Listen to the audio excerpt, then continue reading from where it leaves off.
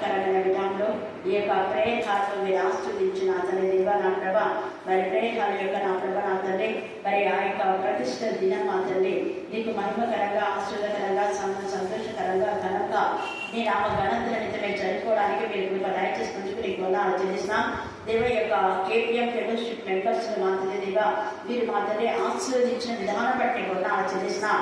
దేవ నా ప్రభా మాత్రమే కేపీఎం మినిస్ట్రీని నా ప్రభా ప్రేమించి నా ప్రభ నా తండ్రి మరి సహోదరు నా ప్రభ నా తండ్రి మల్లిక మాతని దేవ కుందిని వారి యొక్క కుటుంబం మాతని దేవ అలాగనే నా ప్రభ నా తండ్రి డాక్టర్ భావన వారి యొక్క కుటుంబాన్ని బట్టి నా ప్రభ సహోదరు రైచల్ కుటుంబాన్ని బట్టి సహోదరు కెజియా వారి యొక్క ఫ్యామిలీని బట్టి నా ప్రభ నా తండ్రి నాగమాన రైచల్ కుటుంబం మీ కరుణాపీఠంలో ఎంతగానో ఎత్తిపడుతున్నాం తండ్రి సహోదరు నా ప్రభ మేరొక కుటుంబాన్ని బట్టి కూడా నీకు ఆలోచిస్తున్నాం. మీరందరూ నా ప్రభ నా తండ్రి ఫంక్షన్ నీకు మహిమకరంగా ఆశ్చర్యకరంగా ఘనంగా మర్యాదగా జరుగులాగా కృప దయచేసినందుకు మీకు వందనాలు స్తుతులు స్తోత్రం చెల్లించుకుంటున్నాం. దేవ అనేక మంది బిడ్డలు నా ప్రభా నేను గణపరచడానికి మీకు కృప దయచేద్దాన్ని స్తోత్రం. దేవ వచ్చిన ప్రతి ఒక్కరిని మీ ఆత్మలో శక్తులు నింపడి దాన్ని స్తోత్రం. దేవ మీకే స్తోత్రం మీకే స్తోత్రం మీకే స్తోత్రం మీకే స్తోత్రం. మీ నామం పేటకి నేను నీడిచ్చిన నిశ్చయంగా మీ ఫలం పొందడానికి మీరు చదివించినారు. క్రీస్తును ప్రేమించిన ప్రభా వారిచ్చిన కానుకలు ప్రతిదీ ఇంపైన శ్వాసను మీరు ఆగ్రహించమని ప్రార్థిస్తాం. కేపీఎం నుంచి నా ప్రభా ఎవరెవరైతే నా ప్రభా నా సరే ఏ విధానమైన దేవ నా ప్రభా ఆశీర్వాదాలు పొందుకున్నాం ప్రతి ఆశీర్వాదం బట్టి నీకు మహిమ కలుగు గాక. దేవ మీకే స్తోత్రం మీకే స్తోత్రం మీకే స్తోత్రం మీకే స్తోత్రం మీకే స్తోత్రం మీకే స్తోత్రం మీకే స్తోత్రం. జ్ఞానం మీకు చెల్లిస్తున్నాం. దేవ ప్రతి దినం మా ప్రభా నీ సన్నిధిలో ఉండే జ్ఞానం ప్రతి ఒక్కరికి మీరు దయచేయడానికి ప్రార్థిస్తాం. కేవలం ఇలా ఫంక్షన్స్ అప్పుడే కాదు తండ్రి నా ప్రభా ప్రతి దినం నేను గర్వపరచాలన్న జ్ఞానం ప్రతి దినం మీరు దయచేయడానికి ప్రార్థిస్తాం. ప్రతి దినం మా ప్రభా నా తండ్రి మీరు మహింపరిచే దేవ నా ప్రభా అనేక ఆశీర్వాదాలు పొందుకోవడానికి మీకు దయచేది కాక. మరి ముఖ్యంగా నా ప్రభా గర్భిణీ స్త్రీలకు చెప్పడం ప్రశ్న ఈ భాష బిందును దేవుడు కూర్చుపోయాడు. ఏం చెప్పండి దేవుడు వారి కన్నుల నుండి ప్రతి బాష్ప బిందువును తుడిచివేయును. అంటే కన్నీటి లోయ జీవితం సమాప్తి చేయడం. కన్నీటి లోయ జీవితం సమాప్తి చేయడం ఈరోజు మన ధ్యానాంశం. అయితే ఈ మాట ఎవరు చెప్తున్నారంటే పెద్దలు అధ్యక్షులు. ఎవరు చెప్తున్నారు? పెద్దలు అధ్యక్షులు. పైన మనం చూస్తే అడుగుతారనమాట. పెద్దలలో ఒకరు 13 వచ్చాం. పెద్దలలో ఒకడు తెల్లని వస్త్రములు ధరించుకున్న మీరెవరు ఎక్కడి నుంచి వచ్చిరని నన్ను అడిగాను. అందుకు నేను అయ్యా నీకే తెలియనగా అతడు ఈలాగు నాతో చెప్పాను. వీరు ఎక్కడి నుంచి వచ్చాడ? మహాశ్రమల నుండి. ఈ రాత్రి కాల సమయంలో మహాశ్రమల నుంచి భయంకరమైన అగ్ని లాంటి కొలిమిలో నుంచి వచ్చిన మన జీవితాల్లో తండ్రి అయిన దేవుడు సేదతీరుస్తాడు. అది పెద్దలు చెప్తున్నారు. సంఘ పెద్దలు కానీ లేకపోతే సంఘ కాపరి కానీ అధ్యక్షులు కానీ ఇంట్లో తల్లిదండ్రులు యజమానులుగా ఉంటారు. లేదా ఒక మరి స్కూల్కి అయితే హెడ్ మాస్టర్ కానివ్వండి, ఒక బిజినెస్ మ్యాగ్నెట్ అడిగితే అక్కడ ఉన్న మేనేజర్స్ ఎవరైతే పెద్దలుగా మరి తర్వాత ఈ అధ్యక్షులుగా ఉంటారో వాళ్ళు ఏం చేయాలంటే వాళ్ళ కింద ఉన్న సబార్డినేట్స్ కు ఇలా ధైర్యం చెప్పాలి. హల్లెలూయా హల్లెలూయా హల్లెలూయా హల్లెలూయా. పెద్దలం కదా అధ్యక్షులు కదా అని ఇష్టానుసారంగా ప్రజలను ఏరటం కాదు. అధికారం ఉంది కదా అని ఇష్టానుసారంగా మాట్లాడడం కాదు. పద్ధతిలో మాట్లాడాలి, క్రమంగా మాట్లాడాలి.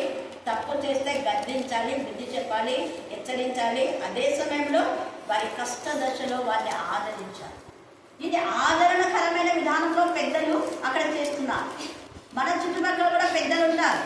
కానీ పెద్దలు ఏం చేస్తున్నారంటే క్రమమైన విధానంలో న్యాయం చెప్పరు. అధికారులు కూడా ఏం చేస్తారు? డబ్బు తీసుకొని అక్రమమైన న్యాయం చెబుతూ ఉంటారు. అక్రమమైన గద్దింపులు చేస్తూ ఉంటారు. బాగా న్యాయంగా నీతిగా నిజాయితీగా ఉండే వాళ్ళని గద్దించే విధానంలో ఉంటారు. కానీ ఇక్కడ పెద్దలు అలా చేయడంలా. వాళ్ళు మహాశ్రమ నుంచి వచ్చినారు. ఆ మహాశ్రమ నుంచి వచ్చిన వాళ్ళకి సేద తీరుస్తున్నారు. ఏం పర్వాలేదులే, భయంకరమైన దుష్ట శక్తులు మీ జీవితంలో ఉన్న దేవుడు వాటి నుంచి విడుదల చేస్తారు. నీకంటే వాళ్ళు బలవంతులైనా కూడా ఆ బలవంతమైన ఘటసత్వాన్ని తల చిరగొట్టేదేమో మన దేవుడు. అలాగనే నీకున్న దుష్ట శక్తులన్నీ కూడా ధన పిచాచి కానివ్వండి, ఏ దురాత్మలైనా ప్రేతాత్మల సమూహం కానివ్వండి, చేతిబడి కానివ్వండి, మాంత్రిక శక్తులు, శుద్ధ శక్తులు ఏమన్నా వాటి నుంచి మన దేవుడు విడిపిస్తాడు. నీ కన్నీటి తీస్తాడు, నీ బాధను నివారణ చేస్తానని చెప్పగలిగిన. హల్లెలూయా హల్లెలూయా హల్లెలూయా. పెద్దరికం అన్న తర్వాత అన్ని విషయాల్లో వాళ్ళని సరిదిద్దే వారుగా ఉండాలి. ఇక్కడ మీ పెద్దలైతే ఎంతగా ఆదరణకరమైన విధానంలో మాట్లాడుతూ యోహాను కూడా కన్నీరు కార్చారు కదా. వీళ్ళ కన్నీటిని తుడిచిన దేవుడు నీ కన్నీటిని కూడా తుడిచాలి యోహాను. నువ్వు నిజంగా చిన్న పుస్తకం కోసం ఎంత కన్నీరు కార్చావు కదా. అయితే దేవుడు దాన్ని విప్పాడు కదా. విప్పిన తర్వాత అందులో ఏం రాయబడిందో తెలుసుకున్నావు కదా నువ్వు. కాబట్టి ఇలాంటి కాల సమయంలో వీలైతే ఇక్కడ వాళ్ళందరూ ఎందుకు శ్రమ పన్నారు, ఎందుకు కన్నీరు కార్చినారు, ఎందుకు తమ వస్త్రం రక్తంలో ఉదుక్కున్నారు అంటే ఆ రక్తంలో వస్త్రంలో ఉదుకోడిన తర్వాత వాళ్ళ శరీరం పవిత్రం చేయబడిన తర్వాత అనేకలు పవిత్రంగా చేయాలని తమ్ముడు తమ శరీరాన్ని బలిగా అర్పించుకున్నాం. హల్లెలూయా హల్లెలూయా హల్లెలూయా. ఇలాంటి కాలంలో వీళ్ళంతా శ్రమ పడకపోయినా నేను చెప్పేది ఒకటే, ఇంత శ్రమ మనకు లేవు. కనీసం టయానికి వచ్చి దేవుడు గణపరచలేదు. అలా రావడం మన మేలు కోసమే. చూడండి వీళ్ళు అప్పుడు అంత శ్రమ పడినారు కాబట్టి వీళ్ళకు ఏమని చెప్తున్నారు, మహాశ్రమల నుంచి వాళ్ళు వచ్చినారు కాబట్టి యేసయ్య తన ప్రశస్తమైన రక్తంలో వాళ్ళ శరీరం ఉన్న గాయాలు, గుండెకు తగిన గాయాలు, వాళ్ళ బాధ, వాళ్ళ వేదన, వాళ్ళ రోదన, దుఃఖ వస్త్రాలన్నీ తీసేసి వాళ్ళకు ప్రశస్తమైన వస్త్రాలు, సంతోష వస్త్రాలు, ఆనంద వస్త్రాలను ధరింపచేశాడు. అంత మాత్రమే కాదు, ఏం చేస్తున్నాడంట ఆయన అంటే 15వ వచనంలో అందువలన అంటే దేవుడు వారికి తోడుగా ఉన్నాడు కాబట్టి, వారి బాధను చూశారు కాబట్టి, వారి కన్నీరు చూశారు కాబట్టి, అందువలన వారు దేవుని సింహాసనం ఎదుట ఉండి రాత్రింబగళ్ళు ఆయన ఆలయంలో ఆయన ఏం చేస్తుంట సేవించుకున్నారు. రాత్రింబగళ్ళు వీళ్ళు సేవించడానికి దేవుడు పర్మిషన్ ఇచ్చాడు. కారణం ఏంటంటే వీళ్ళ వాక్యం పట్ల తపన. దైవాన్ని నీ యొక్క వాక్యం అనేకులు చెప్పాలి, అనేకులు నరకానికి పోకుండా వాళ్ళని మార్చాలి ప్రభు. అందుకు నేను నీ చదిలో ముందే వెళ్ళి ప్రార్థన చేస్తా, 1 గంట ప్రార్థన చేస్తా, ఒక 5 పాటలు పాడతా, 2 పాటలు పాడతా ప్రభు, నీ చదిలో నేను ఉండే ఎక్కువ వాక్యం చదువుతా. ఈ తప్పన ఉండే వాళ్ళకు ఈ స్థితి వస్తాం. మరి మనమే ఆత్మపరిచయం చేస్తాం.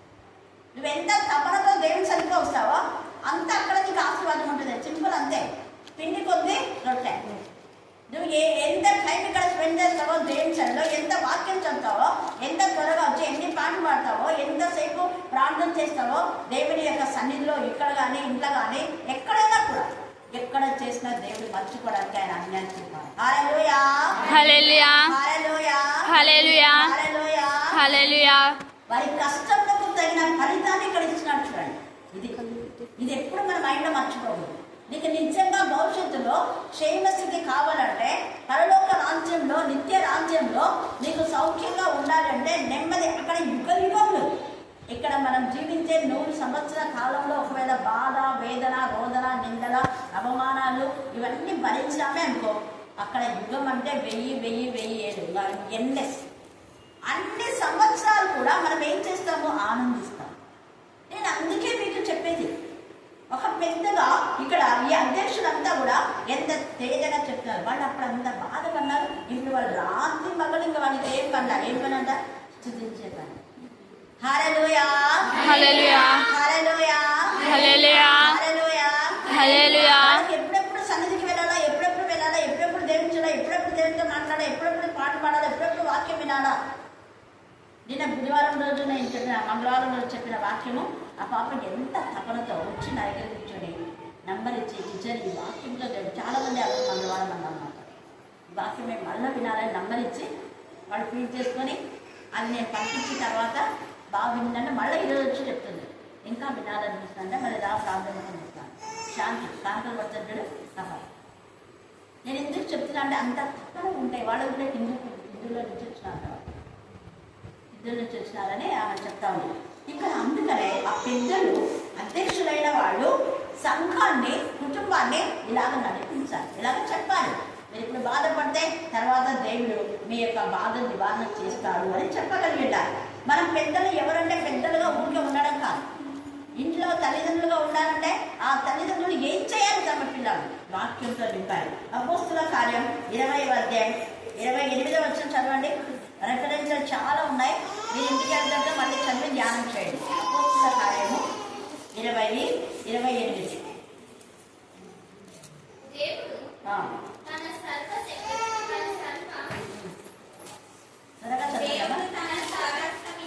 స్వరస్థమిచ్చి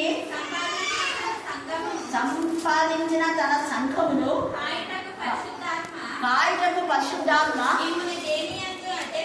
అదే మిమ్మల్ని దేని ఎందు అధ్యక్షులుగా ఉంచానో ఆ యావత్తు మందని గురించి మీ మట్టుకు మిమ్మల్ని గురించి జాగ్రత్తగా ఉండాలి. అధ్యక్షులు జాగ్రత్తగా ఉండాలి, సంఘ పెద్దలు జాగ్రత్తగా ఉండాలి, తల్లిదండ్రులు జాగ్రత్తగా ఉండాలి. మీ పిల్లల్లో యొక్క ఆధ్యాత్మికంగా ఎదుగుతున్నారా లేదా? ఒకవేళ అత్త మామలైతే వాళ్ళు చెప్పాలి కోడళ్ళు పోవాలి, అలాగనే కోడలైతే వాళ్ళ అత్తలకు చెప్పాలి మీరు దేవునిలో ఉండండి, లేకపోతే దేవుడు ఎక్కడుంటారు. మిమ్మల్ని మీరే జాగ్రత్త పరచుకోవాలి, ఇద్దరు కూడా జాగ్రత్త పరచాలి. అలాంటి వాళ్ళ అధ్యక్షులుగా ఉండాలి. ఎవరు పడితే వాళ్ళ అధ్యక్షులు కాదు. పెద్దలకే ప్రార్థన కాకపోతే వాళ్ళే ప్రార్థన చేస్తారు. ఇంకా సంఘ పెద్దలు చూపించి ప్రార్థన చేయించుకోవాలి. మరి పెద్దలకే ప్రార్థన రాదు. అలాంటి వాళ్ళని ఆత్మీయంగా లేని వాళ్ళు సంఘ పెద్దలు పెట్టుకుంటే సంఘాలు ఏమైపోతాయి? ఆత్మీయంగా ఎదుగు. అలాగనే కుటుంబ యజమానురాలే సరిగా లేకపోతే కుటుంబానికి క్షేమస్థితి ఎలా ఉంటుంది? ఉండదు. ఒక హెచ్ఎంఏ సరిగా లేకపోతే ఆ పాఠశాల మూసివేస్తారు. ఇక్కడ నేను పనిచేసినప్పుడు అలాగే అసలు ఎంత బాగా అది ఎలా ఉండేది అదే నిజంగా ఒక పార్క్ లాగా ఉండేది. నేను ఇక్కడ హెచ్ఎంగా చేసేటప్పుడు దానికి అంతా పెయింటింగ్ వేయించి పూల మొక్కలు వేసి అసలు అందరూ అప్రిషియేట్ చేసేవాళ్ళు. ఇది ఒకప్పుడు ఎలాగో ఉండిందో మేకలంతా కట్టేస్తుంది మేడం ఇక్కడ ఇప్పుడు ఎంత బాగుంది. మళ్ళీ తర్వాత మేము పోయిన తర్వాత ఎవరు పట్టుకోవాలి ఇప్పుడు మళ్ళీ అలా బండి బుద్ధి సాగాలి. దాన్ని చూడడానికి కూడా చూడబుద్ధిగా చూడండి. సచివాలయం ఏదో పెట్టారు. ఒక పాఠశాల అంటే విద్యాలయం, దేవుని మందిరం అది. ఎందుకంటే అక్షరము అన్నది ఆది యందు దేవుడు దేవుడు వాక్యమై ఉండేనండి. వాక్యమే దేవుడు. అది అర్థము వాళ్ళు చేసుకొని సగం అర్థం చేసుకొని సరస్వతి అని ఉండరు వాళ్ళంతే. వాక్యమే దేవుడు. ఆది యందు లిపి అన్నది దేవుడు ఇచ్చినదే. 10 ఆజ్ఞలే మొదటి అక్షర జ్ఞానం, అక్షర జ్యోతి వెలిగించేటప్పుడు ఆ పరిసరాలను శుభ్రంగా ఉంచుకోవాలి మనం దాంట్లో.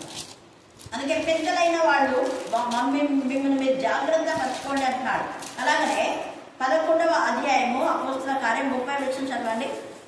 అపోస్తల కార్యము 11:30 త్వరగా చదవండి తీసిన వాళ్ళు.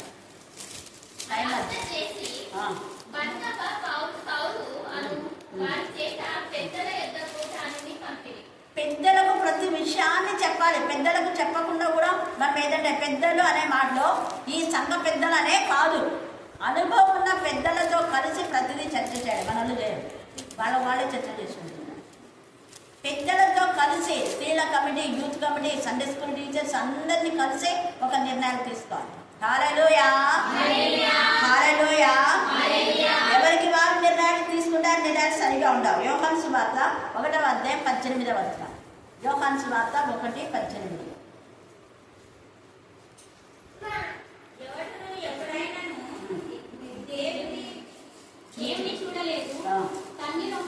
తండ్రి రొమ్ముననున్న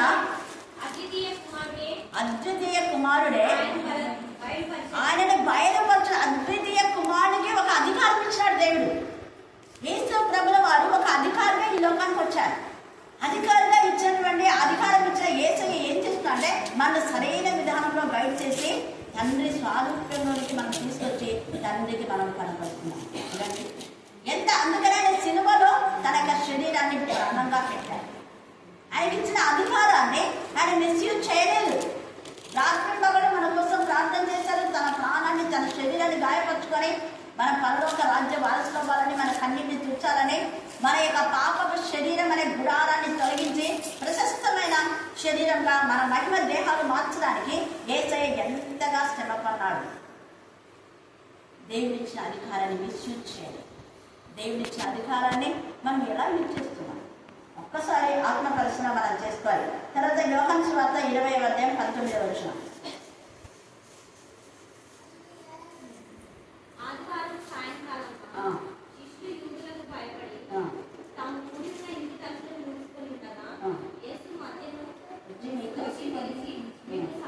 సమాధానం కలుగా కట్టాడు. పెద్దలైన వాళ్ళు సమాధానం భయంతో అలజడ కలవడంలో అయ్యో భయపడద్దండి, నేనున్నాను కదా, నేను ఎందుకు భయపడి తలపడేసుకుని ఎలా ఉన్నారు?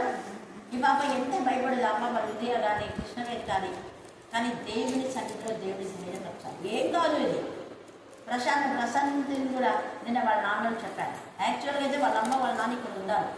ఒకప్పుడు వాళ్ళు మరణ పరిస్థితిలో ఉన్నప్పుడు పిల్లలు కన్నీరు కార్చి ఇక్కడ కరుణాపీఠంలో దేవుడు వాళ్ళ మొరను ఆలకించారు. పిల్లల మొర ఎంత ఏడ్చేవాళ్ళు నలుగురు. వాళ్ళ అమ్మకోసారి వాళ్ళ నాయనకోసారి. నేను అదే చెప్తాను, తల్లి కూడా ఉండాలి దేవుని సన్నిధిలో, ఉంటేనే దేవుడు ఆశీర్వదిస్తాడు. ఇక్కడ తండ్రిగా యేసయ్య మన కోసమే ఏం చేశాడు, శ్రమపడ్డాడు. ఊరికే మా పిల్లలు బాకాలంటే ఎట్లా బాగా అవుతుంది? ఒక తల్లిగా బాధ్యత, ఒక అధ్యక్షురాలుగా, ఒక పెద్దలుగా నీ బాధ్యతను వహిస్తేనే కదా దేవుడు ఆశీర్వదించేది. హన్న తన కుమారుడి కోసం ఏం చేసేది, మొరపెట్టుకుంది దేవుని సన్నిధిలో. మనం ఇంకా బలకిలో మధ్యంటే కూర్చొని మాట్లాడుకుంటుంది.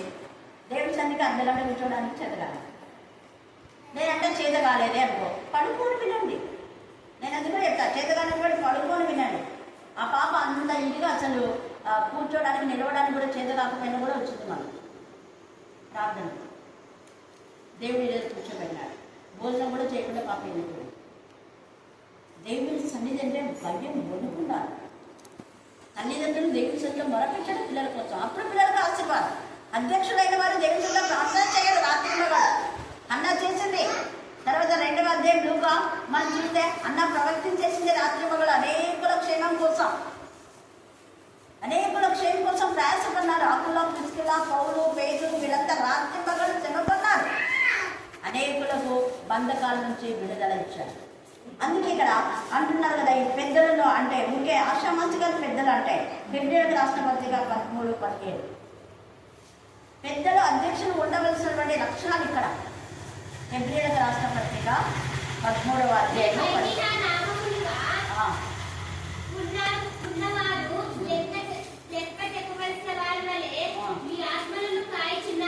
చూడు, ఆత్మలను మీరు కాయచడం మీకు లెక్క చెప్పాలి. మీరు నీకు ఇచ్చిన 3 పిల్లలు ఆత్మలో పెంచాలా దేవుడు అడుగుతాడు. నువ్వు ఇంటికి అధ్యక్షురాలు, సంఘానికి అధ్యక్షురాలు అంటే ఆ కాపలి ప్రతి ఒక్కరి కోసం, ప్రతి కుటుంబం కోసం ప్లాన్ చేయాలి. అందుకే కౌన్సిలింగ్ అనేది ఊరికే అందరితో చెప్పాలి, ఒక్కొక్కరికి మనం చెప్పాలి. మనం ఒక్కొక్క పిల్లలకి భోజనం పెట్టి చెప్తాం కదా, సేమ్ ఇది కూడా. ఇంకా ప్రార్థన అయితే ఇంకా అది ఇదేనే మాట్లాడడం కాదు, ఒక్కొక్కరిని వ్యక్తిగతంగా పిలిచి కౌన్సిలింగ్ చేయాలి. అందుకని ఇక్కడ మాట్లాడుతున్నాను, మీరందరూ లెక్క అప్ప చెప్పాలి అంటున్నాడు ఇక్కడ. తర్వాత 1 తెస్సలోనికై 5:12 1 తెస్సలోనికై 5వ అధ్యాయం 12-13 మరియు సహోదరులారా, మీలో ప్రయాసపడుచు ప్రభువునందు మీకు వైవారయుండి మీకు బుద్ధి చెప్పు వారిని మన్నన చేయాలి. పిల్లలు వాళ్ళు చెప్తున్నారు, మీ పెద్దలను మీరు కూడా ఏం చేయాలి, గౌరవించాలి. వాళ్ళ మాట స్వీకరించాలి. వాళ్ళు బాధ్యత వాళ్ళు మీ మేలు కోసమే చెప్తున్నారు. ఇక్కడ పెద్దలు ఇలాగ చెప్తే వీళ్ళందరూ కూడా సాగుల పట్టాలి. చూడండి, పెద్దలు అంటున్నారు వీళ్ళకు, వాళ్ళు రాత్రి పగళ్ళు వాళ్ళు దేవుని సన్నిధిలో దేవుని స్తుతిస్తారని పెద్దలు వాళ్ళకి ఆదరణ చెప్తున్నారు, ప్రశంసిస్తున్నారు. సింహాసనాసునుడు వాడు తానే తన గుడారం వారి మీద కట్టడం, వారి గుడారం కట్టాడు ఆయన గుడారాన్ని. అలాగనే 2 కొరింథీ 5:1-5 దాకా తర్వాత చదువుకోండి. మన గుడారం శిథిలమైపోయినా అక్కడ సంతోషం అనే గుడారాన్ని దేవుడు ఇస్తాడు, దుఃఖ వస్త్రాలు తీసివేస్తాడు. అందుకే తన గుడారం ఆయన వాళ్ళ మీద కప్పుతాడు. పెద్దలు చెప్తారు, ఎంత ఆదరణ. వాళ్ళు రాత్రి మగలు సేవిస్తారు, దేవుడే తన గుడారాన్ని కప్తాడు. ఎందుకంటే వాళ్ళు భయంకరమైన శ్రమల నుంచి వచ్చిన వాళ్ళని సాక్ష్యం ఇస్తున్నారు వాళ్ళ గురించి. తర్వాత 16వ వచనంలో వారికి ఇక మీదట ఏముందంట, ఆకలి అయినను దాహమైనను ఉండదు. వాళ్ళు అన్నం తినకుండా దేవుని ఉపవాసం చేసిన దినాలు దేవుడు జ్ఞాపకం చేసుకుంటున్నాడు. అనేకుల కోసం వాళ్ళు కొండలు గుట్టలు అడిగి నీళ్లు కూడా తాగని పరిస్థితిలో, నీళ్ళు లేని పరిస్థితిలో ఎంతగా వాళ్ళు దేవుడి కోసం ప్రయాసపడ్డారో అన్ని గుర్తు చేసిన అక్కడ బాధపడినారు. కాబట్టి భూలోకంలో దినము తాగును సుఖించం, వంట చేసుకోవాలా, అవి చేయాలా, ఇవి చేయాలా, బట్టలు తీసుకోవాలా, ఇవన్నీ కాదు. దేవునికి నువ్వు సమయం ఇస్తే అక్కడ నీకు ఆకలి ఉండదు, దాహం ఉండదు. లేదంటే నరకంలో ఎప్పుడు నరకయాత్ర, ఎప్పుడు అక్కడ ఏడుపు పళ్ళు కొరుకుండా, ఎప్పుడు ఆకలి, ఎప్పుడు దాహం, కానీ ఒక చుక్క నీళ్ళు కూడా తక్కువాలి. వేల సంవత్సరాలు ఒక చుక్క నీళ్ళు తక్కువాలి. కారణం ఏంటి, నువ్వు దేవుడు అంటే ఆకలి లేదు నీకు. అందుకనంటే నా నీతిని, నా రాజ్యాన్ని మొదట ఏం చేయాలి, వెతుకోండి. దేవుని రాజ్యం కోసం నీతి కొరకు ఆకలి తప్పుడు వారు ధన్యులు, వాళ్ళు ధన్యులు. ఆ ధన్యత ఇక్కడ వీళ్ళు పొందుతున్నారు. అప్పుడు వీళ్ళు అక్కడ ఆకలితో వచ్చారు కాబట్టి ఇక్కడ ధన్యకరమైన జీవితం దేవుడు వచ్చారు. చూడండి ఎంత చక్కగా, వాళ్ళకి ఆకలి అయినను దాహమైనను ఉండదు. సూర్యుని ఎండ అయినను, ఎండకు వాళ్ళు పనిచేస్తున్నారు వాళ్ళ పిల్లల కోసం, క్షేమం కోసం. తల్లులు ఎంతగానో పొలానికి పోయి ఎండకు ఎండి పిల్లల కోసం శ్రమ పడుతున్నారు. మరి శ్రమ పడిన తల్లులు ఉన్నారా? మనం ఎంత శ్రమ పడకపోతే ఇక్కడ శ్రమ పడితే అక్కడ ఆనందం, ఇక్కడ శ్రమ పడకపోయి నాకు అది కాదు ఇది కాదు చేత కాదు ఏమన్నా అక్కడ కూడా ఉంటుంది. ఎంత పిండికి అంత పడతాయి, ఎంత కష్టపడతామో అంత ఆశీర్వాదం మాకు. చూడండి వీళ్ళు ఎండకు ఎండారంట. చూడండి ఎండకు కూడా వాక్యాన్ని ప్రకటించినారు వాళ్ళు. అందుకనే చూడు, సూర్యుని ఎండ అయినను ఏ వడగాలి అయినను వారికి తగలదు. ఏదైనాగా సింహాసనం మధ్య మందుడు గొర్రెపిల్ల వారికి ఏమైనాట కాపరిన్నాడు. అందుకే మనము యోహాను సువార్త 10వ అధ్యాయం నేను వారి కాపర్ని, వాళ్ళు నాకు గొర్రెలు, నా స్వరాన్ని ఉంటాయి, వాళ్ళు నన్ను గుర్తుపడతారు, వాళ్ళు నన్నే వెంబడిస్తారు, అన్యులను వెంబడించారు. అన్ని దగ్గరికి పోవాడు. ఎప్పుడెప్పుడు కాపరి దగ్గరికి వెళ్ళాలా, కాపరి మాటలు వినాలని ఆశతో వస్తారు. కాపరి చుట్టూ ఉంటారు, కాపరి చెప్పిన మాట ఉంటారు. కాబట్టి కాపరి కూడా వాళ్ళకి ముందుండి నడిపిస్తాడు.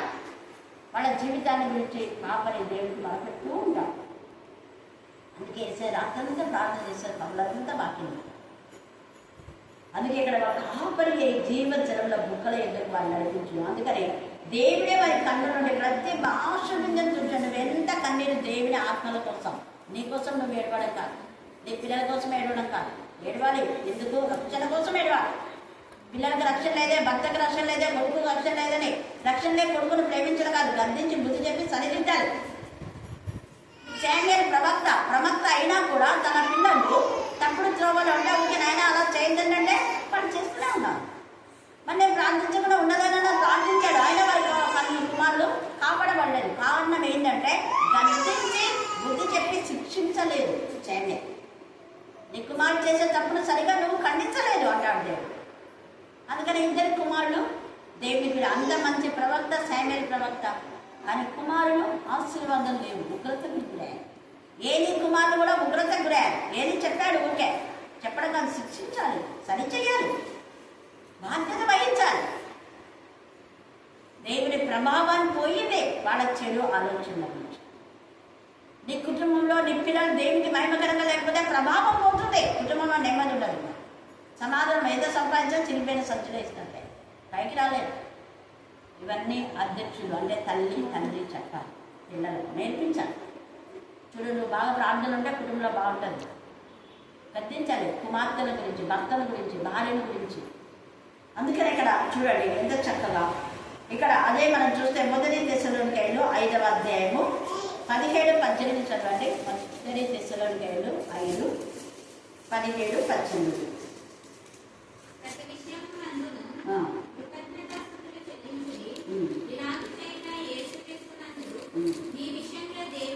దేవుని చిత్తమేనే ప్రతి విషయంలో మనం స్థితి చేస్తూ ఉండాలి. అలాగనే తీతుకు రాసిన పత్రిక 1వ అధ్యాయం 5వ వచనం చదవండి.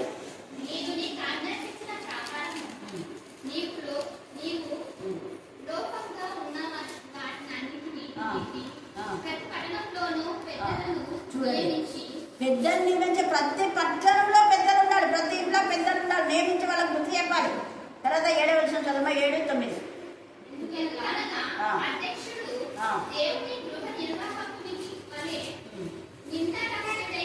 అది పెద్దలు అంటే ఇంకా ఎవరు పడతారు కాదు, నిందారా బిడ్డరై ఉండాలి.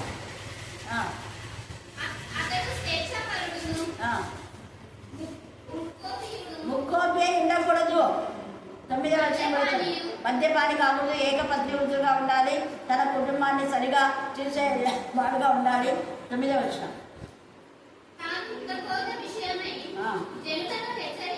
హెచ్చరించాలి.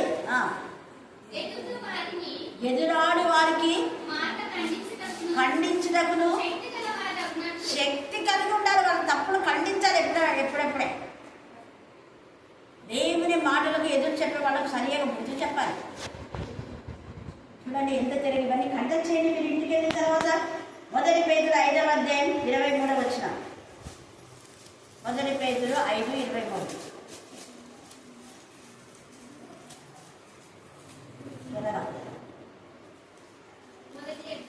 1 పేతురు 5వ అధ్యాయము 23వ వచనం. 4:23 చదవండి.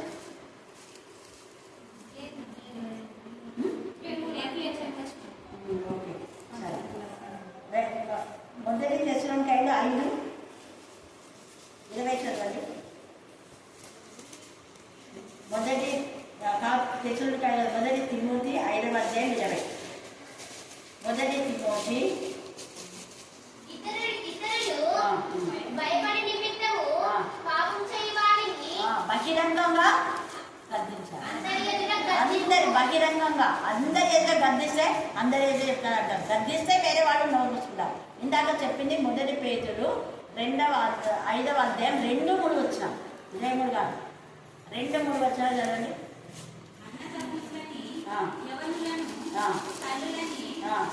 తల్లులని వృద్ధస్థిని భావించాలి. మనలో ఆత్మీయతలు అంటే ఆత్మీయతలు అంటారు చూడండి, ఇంత తేలిక రాయబడింది. వృద్ధస్థులను తల్లులని భావించాలి, యవన వాళ్ళను అన్నదమ్ములని భావించాలి. చెడు ఆలోచన ఉండకూడదు. రోమా 16లో ఫీబీ అని మన సహోదరమే పరిశుద్ధురాలకు తగినట్టుగా ఉంది. పరిశుద్ధమైన తలంపులు ఆలోచనలు సంఘంలో ఉండాలని గట్టి హెచ్చరిక చేయాలి. ఫిలిప్పీలకు రాసిన పత్రిక 1:1. అప్పుడు మన జీవితాలకు శుభం వస్తుంది, మన దుఃఖ దినం సమాప్తి చేయబడతాయి.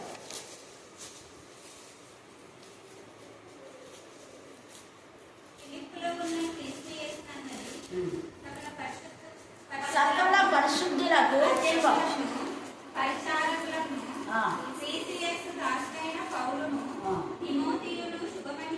అందరికి కూడా పరిశుద్ధులకే శుభం. మనం ఊరికే ఇష్టం వచ్చినప్పుడు అందరికి శుభాకాంక్ష అంటే ఏడుస్తే శుభాలు వస్తాయి, పరిశుద్ధులకుంటే శుభాలు వస్తాయి. ఈ ఎక్కడ చూడు పత్రికల్లో శుభం శుభం శుభం. ఎవరికి? పరిశుద్ధులకు, పిలువబడిన వారికి, నమ్మకమైన వారికి, క్రీస్తునందు ఉన్న వారికి శుభం.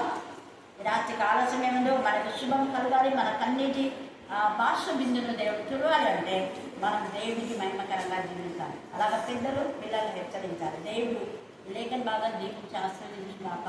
ఆమేన్, ఆమేన్.